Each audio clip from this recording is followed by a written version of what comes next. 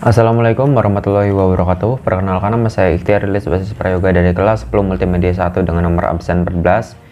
Ingin mempersembahkan sebuah video tutorial bagaimana cara merakit komputer sampai berfungsi.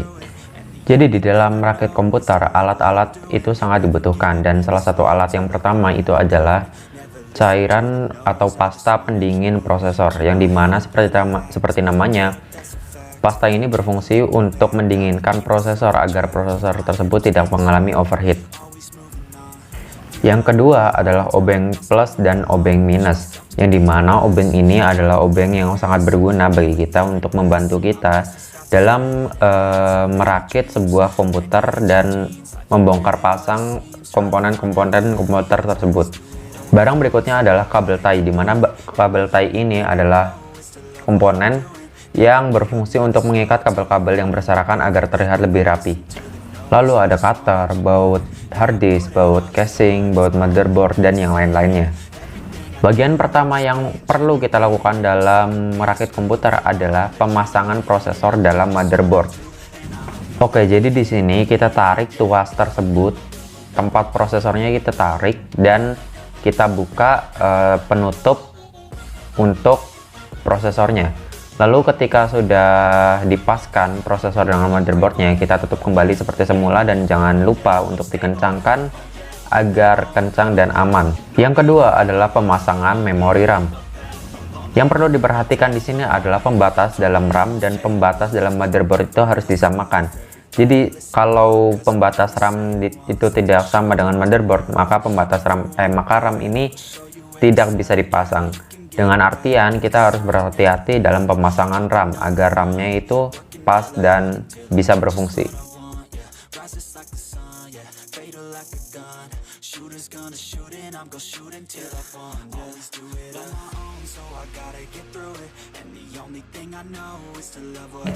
Yang ketiga adalah pemasangan baterai CMOS. Yang jadi patokan pemasangan baterai CMOS adalah bagian kutub positifnya itu berada di arah utara. Yang keempat adalah pemasangan kipas pendingin prosesor. Untuk pemasangannya sendiri, cukup tarik tuas yang berada di bawah kipas lalu pasangkan ke arah motherboard. Namun sebelum dipasang kepada motherboard, kita harus memberikan sedikit pasta pendingin prosesor agar berfungsi dengan baik. Jika sudah dipasangkan oleh pasta pendingin prosesor, maka tinggal pemasangan kipas ini ke dalam prosesor tersebut dengan cara ditekan agar tuasnya itu bisa mengencang dan mengamankan serta berfungsi dengan sempurna. Dan jangan lupa di sini kita menggunakan obeng yang berujung minus ya. Nah, selanjutnya adalah pemasangan soket pada kipas di motherboard. Hal ini cukup mudah, yaitu tinggal memasangkan atau mengepaskan bagian-bagian pembatas yang berada di kabel soket tersebut dengan motherboardnya. Lalu jika sudah pas, maka pasanglah dengan benar. Yang kelima adalah pemasangan power supply. Karena power supply itu adalah komponen yang cukup besar, maka power supply langsung diletakkan ke arah casing. Lalu jangan lupa untuk dikencangkan dengan menggunakan baut power supply ya. Yang keenam adalah pemasangan back panel. Cara pemasangannya cukup mudah, yaitu tinggal memasukkan back panel ini ke dalam casing, lalu ditekan kuat-kuat agar back panel ini mengencang dengan sempurna. Yang ketujuh adalah pemasangan front panel. Kabel-kabel front panel ini biasanya dipasangkan oleh apa yang tertulis dengan motherboard. Seperti halnya kabel audio, maka dipasangkan dengan kata-kata audio yang berada di motherboard tersebut.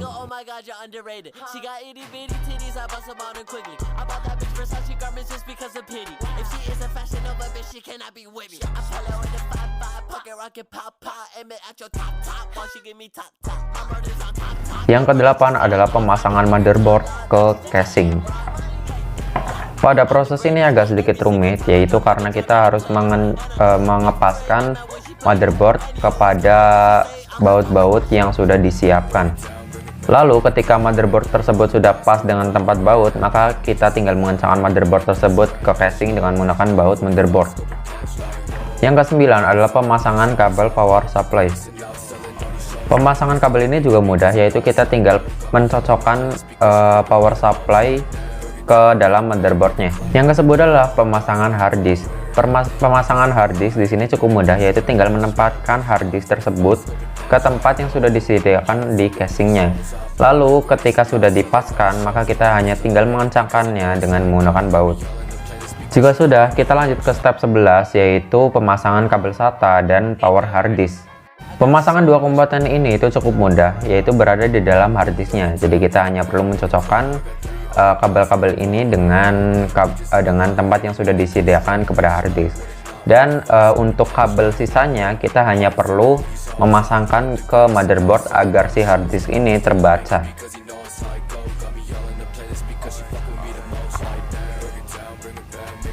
Langkah ke-12 yaitu merapikan semuanya dengan menggunakan kabel tie, yaitu kabel-kabel yang berserakan kita rapikan menggunakan kabel tie. Lalu ketika sudah dirapikan kabel tie tersebut, jangan lupa untuk digunting dengan menggunakan cutter agar lebih enak dipandang. Jika sudah clear semua, sudah selesai, kita alangkah baiknya mengecek PC tersebut agar berfungsi dengan sempurna sebelum kita menutupnya dengan casing. Jadi kita perlu menggunakan BIOS untuk mengecek apakah komponen-komponen yang kita pasang itu sudah benar ataukah masih ada salah. Jika sudah benar, maka kita hanya perlu menginstal Windows ke dalam PC kita. Sekian video dari saya, lebih kurangnya saya mohon maaf. Terima kasih. Wassalamualaikum warahmatullahi wabarakatuh.